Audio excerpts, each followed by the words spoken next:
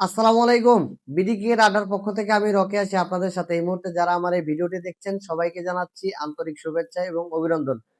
বাংলাদেশের টি-20 world cup squad ভাই ঘোষণা তো হয়ে গেল। আমি দুদিন আগে একটা লাইভ করছিলাম আমার ফেসবুকে, আমার ফেসবুক আইডিতে। তো আমি সেখানে লাইভে বলছিলাম যে আমার যতটুকু ধারণা জাকের আলী অনেক স্কোয়াডে থাকতে পারবেন না। লাস্ট এশিয়া কাপ আমরা যে স্কোয়াডটা খেলছিলাম তো সেখান থেকে আহামরি কোনো পরিবর্তন আসবে না। তো আমি যদি প্লেয়ারদের নাম যদি একটু বলি আপনাদের একটু বুঝতে সুবিধা হবে।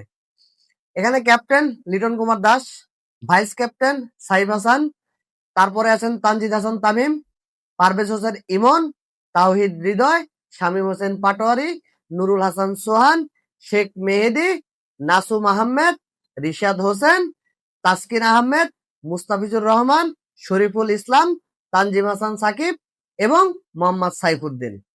এই হচ্ছে 15 সদস্যের স্কোয়াড। আমি বলেছিলাম জাকের আলী অনেক এই স্কোয়াডে থাকতে পারবেন না, কারণ জাকের আলী অনেকের যে সাম্প্রতিক ফর্ম তাকে আসলে টি-20 ওয়ার্ল্ড কাপের মতো একটা বড় মঞ্চে কিভাবে নিয়ে যাবে বা কিভাবে মানে কোন পারফরমেন্সের উপর ভিত্তি করে বিসিবি তাকে যে স্কোয়াডে রাখবে এটা নিয়ে আসলে খুব সন্দিহান ছিলাম। তো যাই হোক, বিসিবি যে স্কোয়াড দিছে আলহামদুলিল্লাহ ভালো।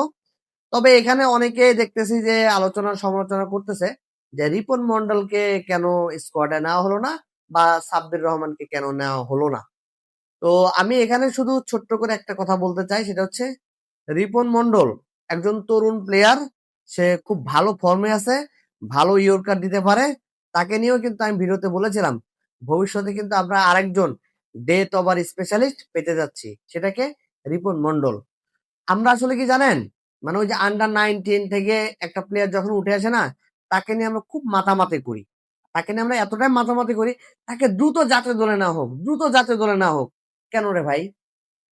আমরা তো অতীতে দেখেছি আমাদের অতীতের রেকর্ড তো ভাই ভালো না।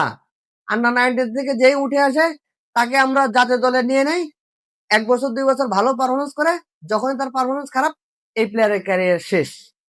এই প্লেয়ার আর জাতীয় দলে ঢুকতে পারে না। আমরা তো দেখেছি সাব্বির রহমান বলেন, নাসির হোসেন বলেন, মুসাদ্দেক হোসেন সৈকত বলেন, এরপরে এনামুল হক বিজয়, মানে এরকম অনেক প্লেয়ার আছে। এই যে মোহাম্মদ মিঠুন, আপনারা জানেন মোহাম্মদ মিঠুন কিন্তু আন্ডার 19 টিমের কিন্তু ক্যাপ্টেন ছিলেন। তো এই এই আমার কথা হচ্ছে যে আন্ডার 19 থেকে যে উঠে আসে যে প্লেয়ার, তাদেরকে ন্যাশনাল টিমে সুযোগ দেওয়ার আগে মিনিমাম 2 থেকে 3 বছর তাদের একটা প্রসেসিং এর ভিতর রাখা উচিত আমি মনে করি। কারণ তার ট্যালেন্ট আছে, মেধা আছে। আমি রিপন মন্ডলকে এখানে ছোট করতেছি না। রিপন মন্ডল এই বিপিএল এ আপনারা জানেন রাজশাহী ওয়ারিয়র্স এর হয়ে উনি খেলতেছেন, খুব ভালো পারফরমেন্স করতেছেন। যে রিপন মন্ডল যদি সামনে এই পারফরমেন্সটা ধরে রাখতে পারে তাহলে ন্যাশনাল টিমে উনি খুব শীঘ্রই সুযোগ পাবে এবং ডেথ ওভার একজন স্পেশালিস্ট বোলার হিসেবে নিজেকে প্রমাণ করতে পারবে। যেহেতু আমাদের বাংলাদেশে আপনারা জানেন মুস্তাফিজুর রহমান একমাত্র ডেথ ওভার স্পেশালিস্ট, তারপরে কিন্তু আর কাউকে আমরা ওইভাবে পাই নাই যে ভালো ইয়র্কার দিতে পারে। তো রিপন মন্ডলকে আমি মনে করি যে বিসিবি হয়তো একটা প্রসেসিং এর ভিতর রেখেছে, অথবা তাকে 1 বছর বা 2 বছর পরে তাকে সুযোগ দিবে। তবে আমার মতে যে রিপন মন্ডলকে একটা সিস্টেমে আনা উচিত বা একটা পাইপলাইনে আনা উচিত, যে সামনে যাতে ওনাকে ন্যাশনাল টিমে নেওয়া হোক। কিন্তু এখনই হঠাৎ করে রিপন মন্ডলকে আপনি দলে নিয়ে ওয়ার্ল্ড কাপের মতো একটা মঞ্চে তাকে আমি নামিয়ে দেবো, তো সেখানে কি হবে না হবে। আমি ধরলাম বিসিবি এই টি-20 ওয়ার্ল্ড কাপে রিপন মন্ডলকে স্কোয়াডে নিল, তো ওয়ার্ল্ড কাপের মতো মঞ্চে তো ভাই আপনারা জানেন প্রত্যেকটা দলে কিন্তু ওই সেরা 15 জন কিন্তু খেলতে আসবে। তো ওখানে যদি পারফরমেন্স না করতে পারে তখন তো বিসিবি কে নিয়ে অনেক সমালোচনা করবে আপনারা। ধুর, বিসিবি এর এখন কাজ করলো, 2 দিনের ছেলে রিপন মন্ডল বিপিএল এ 2-4টা ম্যাচ ভালো খেলছে আর তাকে নিয়ে এনেছে স্কোয়াডে, এখন যা ওয়ার্ল্ড কাপে খেলতে পারে না। আপনারা যারা সমালোচনা করেন মানে এইটা করলেও দোষ ওইটা করলেও দোষ, এরকম কিছু লোক আছেন। আমার মতে রিপন মন্ডলকে আরেকটু পরের সুযোগ দেওয়া হোক। রিপন মন্ডলের বলটা শার্পনেসটা আরেকটু বাড়ুক, উনি নিজেকে আরেকটু ডেভেলপ করুক, তারপরে একদম আমরা চাই কি জানেন, ন্যাশনাল টিমে একটা প্লেয়ার এসে তো ভাই শিখবে না। আমরা এখন ওই মান্দা তামালের চিন্তায় আছি। ন্যাশনাল টিমে এসে ভাই প্লেয়াররা কেন শিখবে? ন্যাশনাল টিমে একটা প্লেয়ার আসবে কেন জানেন? পারফরমেন্স করার জন্য। উনার যা শেখার যা বোঝার উনি আগে শিখবে। ওই আন্ডার 19 থেকে ভালো খেলছে বা আপনার টিম এ দলে ভালো খেলছে, তারপরে আমরা হুট করে তাকে জাতীয় দলের সুযোগ দিয়ে দেবো, এটা তো ভাই আমাদের ভ্রান্ত ধারণা। ওই ধারণা থেকে আমাদের বেরোয় আসতে হবে। একটা ছেলে যদি ভালো পারফরমেন্স করে তার ভিতর ট্যালেন্ট মেধা, এটা বিসিবির উচিত পর্যবেক্ষণ করে তাকে একটা প্রসেসিং এর মধ্যে রাখতে এবং পরবর্তী তাকে ন্যাশনাল টিমে সুযোগ দিবে।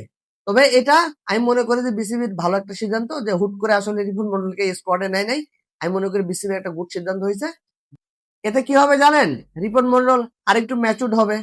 তাকে যদি ১ বছর বা ১.৫ বছর পরে যদি ন্যাশনাল টিমে নেয়, ওই ১-১.৫ বছর রিপন মন্ডল নিজেকে আরেকটু গুছায় নিতে পারবে। তবে আমি এখানে আরেকটা কথা এড করে দেই, সেটা হচ্ছে ১৫ সদস্যের যে স্কোয়াড দেওয়া হয়েছে, আমি মনে করি যে মোটামুটি আলহামদুলিল্লাহ ভাই ঠিক আছে। এই ১৫ জন স্কোয়াডের বাইরে আসলে আরেকটা প্লেয়ারকে নিয়ে সমালোচনা হচ্ছে, যেটা সাব্বির রহমান। দেখেন সাব্বির রহমান তো আসলে বিসিবির আসলে কোনো প্রসেসিং এর ভিতর নাই। তো এই কারণে সাব্বির রহমানকে নেয় নাই। আমিও কিন্তু ভাই সাব্বির রহমানের একজন ফ্যান। তো আমি আপনি ভাই যতই চিল্লাচিল্লি করি, সাব্বির রহমান যদি বিসিবির কোনো সিস্টেমের ভিতর থাকতো, হতে পারে সেটা এই দলে উনি আছেন, তারপর ওনাকে ন্যাশনাল টিমে সুযোগ দেওয়া হবে। আমি তো সাব্বির রহমানকে দেখতেছি আসলে কোনো সিস্টেমের ভিতর ওনাকে রাখা হয় নাই। যেহেতু রাখা হয় নাই ভাই, তো আমি আপনি ভাই, আমরা যারা সাব্বির রহমানের ফ্যান আছে, আমি আপনি ভাই যত চিল্লাচিল্লি করি, বিসিবি তো ভাই আমাদের চিল্লাচিল্লি শুনবে না। আমার কথা যে সাব্বির রহমান যেহেতু এই বিপিএল এ আলহামদুলিল্লাহ ভালো পারফরমেন্স করতেছে, যদি এই বিপিএলটা সাব্বির রহমান যদি ভালো পারফরমেন্স করতে পারে, আশা করি সামনে উনি ন্যাশনাল টিমে আসবে। কারণ সাব্বির রহমানের মতো একজন ট্যালেন্ট ব্যাটসম্যান আসলে খুব কম। সাব্বির রহমানের যারা ফ্যান আছেন, আমি নিজেও সাব্বির রহমানের ফ্যান।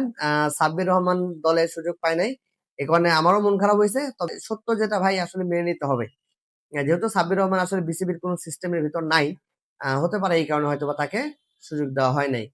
তো বাংলাদেশ ক্রিকেট টিমের জন্য দোয়া এবং ভালোবাসা রইলো। তো সবাই ভালো থাকবেন। বিডি ক্রিকেট আড্ডার পক্ষ থেকে আমি রকি আজকে বিদায় নিচ্ছি। আল্লাহ হাফেজ।